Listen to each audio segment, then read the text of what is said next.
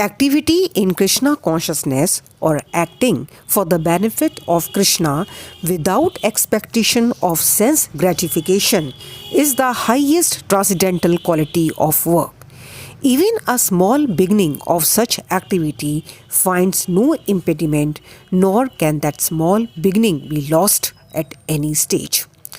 Any work begun on the material plane has to be completed, otherwise, the whole attempt becomes a failure. But any work begun in Krishna consciousness has a permanent effect, even though not finished. The performer of such work is therefore not at a loss, even if his work in Krishna consciousness is incomplete.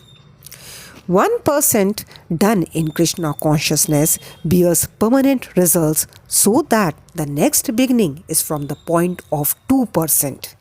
Whereas in material activity, without 100% success, there is no profit. Ajamil performed his duty in some percentage of Krishna consciousness, but the result he enjoyed at the end was 100% by the grace of the Lord. Material activities and their results end with the body, but work in Krishna consciousness carries the person again to Krishna consciousness even after the loss of the body. At least one is sure to have a chance in the next life of being born again as a human being, either in the family of a great cultured Brahmana or in a rich aristocratic family that will give one a further chance for elevation. That is the unique quality of work done in Krishna consciousness. Faith means unflinching trust in something sublime. When one is engaged in the duties of Krishna consciousness, he need not act in relationship to the material world with obligations to family traditions, humanity, or nationality. Fruitive activities are the engagement of one's reaction from past good or bad deeds. When one is awake in Krishna consciousness, he need no longer endeavor for good results in his activities. When one is situated in Krishna consciousness, all activities are on the absolute plane, for they are no longer subject to dualities like good and bad. The highest perfection of Krishna consciousness is renunciation of the material conception of life. This state is automatically achieved by progressive Krishna consciousness. The resolute purpose of a person in Krishna consciousness is based on knowledge, by which one comes to know perfectly that Vasudeva or Krishna is the root of all manifested causes. As water on the root of a tree is automatically distributed to the leaves and branches, in Krishna consciousness one can render the highest service to everyone, namely self, family, society, country, humanity. If Krishna is satisfied by one's actions, then everyone will be satisfied.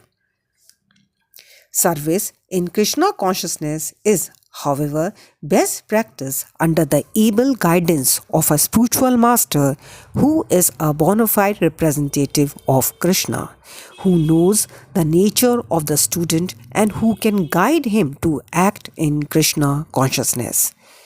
As such, to be well versed in Krishna consciousness, one has to act firmly and obey the representative of Krishna, and one should accept the instruction of the bona fide spiritual master as one's mission in life.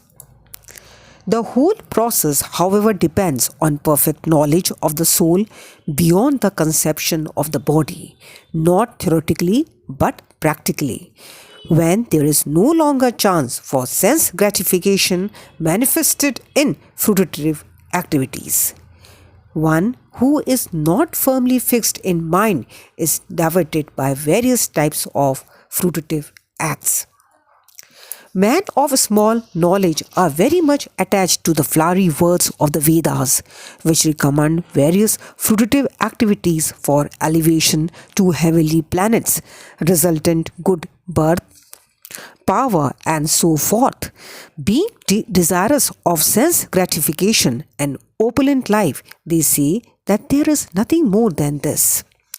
In the minds of those who are too attached to sense enjoyment and material opulence and who are bewildered by such things, the resolute determination of devotional service to the Supreme Lord does not take place. Hare Krishna. Please like, subscribe, and share.